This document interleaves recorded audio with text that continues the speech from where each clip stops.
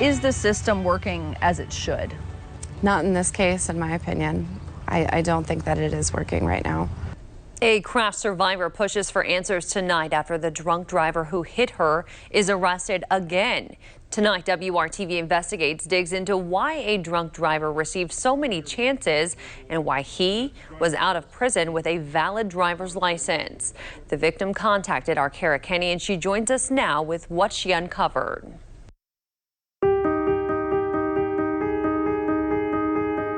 Amanda Wheeler and Carla McLeod were like sisters. My cousin and I were always inseparable, and so we were both 22 years old, and we still hung out all the time. In August 2015, they were riding bikes in New Palestine when Timothy Hughes hit them. Crime scene photos obtained by WRTV Investigates show damage to Hughes' car.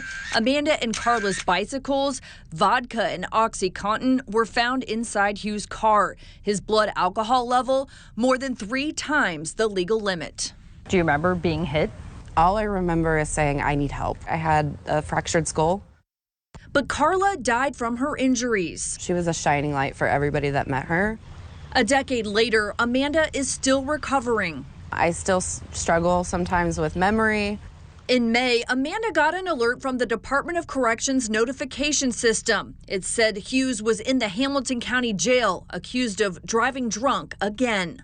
I was angry, I was confused, traumatized. On May 1st, Hughes was in Cicero on his way to work. Court documents allege he swerved in and out of his lane. His blood alcohol level was .30, more than 3 times the legal limit.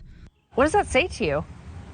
It says that he hasn't really felt the effects of what he's done. Then a third arrest. Hughes was on I-70 on June 16th, and according to court documents, he was all over the roadway, driving at a high rate of speed.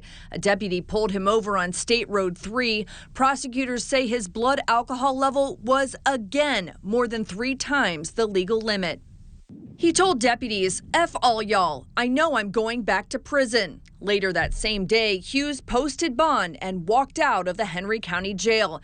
9 days later, he appeared in a Hamilton County courtroom. Prosecutors outlined his May and June arrests. Similar driving behavior, failure to maintain lanes, driving all over the road. Amanda Wheeler flew in from her home in Florida for the hearing. He's putting a lot of people that I love in danger and in harm's way by doing what he's doing. Hughes' attorneys said his client entered treatment. This is not a malicious act. This is the actions of somebody that has an addiction problem. I will tell you that he sold his car. The judge revoked Hughes' bond. I have another place where you will not be able to consume alcohol. Jail. Bailiffs handcuffed Hughes and took him there. I think it's what needed to happen to make sure that people are safe. The next day, a handcuffed Hughes dressed in orange appeared in Henry County, his voice soft. No, sir. Hughes faces a total of 14 years in prison if convicted on 11 counts in Henry and Hamilton counties. Do you have any questions about anything we've done here today? I don't think so, sir. Let's go back to the beginning and look at how our system treated Hughes' behavior. Following the deadly crash in 2015, records show Hughes violated his pretrial detention when an officer found Hughes with a duster can and he admitted to inhaling it. In February 2016, a judge convicted Hughes in the crash that killed Carla and injured Amanda. He was sentenced to the maximum, 9.5 years in the Department of Correction and a 10-year driver's license suspension. Hughes served half of that. In 2020, he was released with credits for time served plus education and programs completed in prison.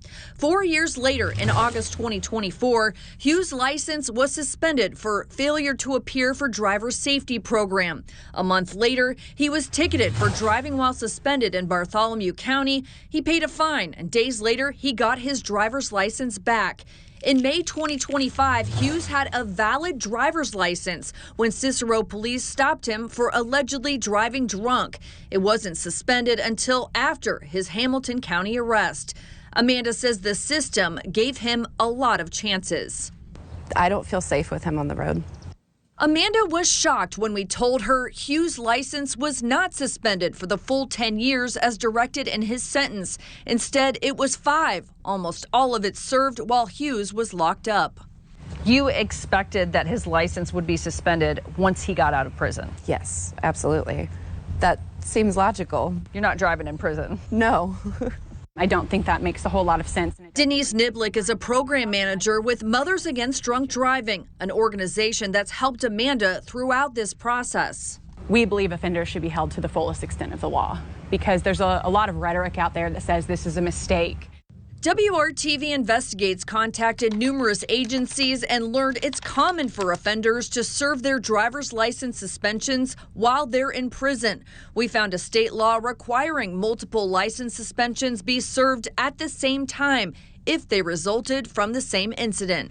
I would like to say thank you to you. Kara, I don't think that we would have found out as much information about what happened without involving you as well. Niblick says our criminal justice system considers drunk driving a nonviolent crime. One reason why 1/3 of drunk drivers will reoffend, according to MAD. You know, whatever sentence it is to make them better is what we want. We want somebody to be rehabilitated. Which is precisely what Amanda Wheeler wants for Timothy Hughes. I don't want to ruin the guy's life. I just want to make sure he doesn't ruin somebody else's. Kara Kenny, WRTV. And we've asked Timothy Hughes' attorney for comment via email. We have not yet heard back, but he is due in Hamilton County Court on August 6th and Henry County on September 25th. He's pleaded not guilty in both cases.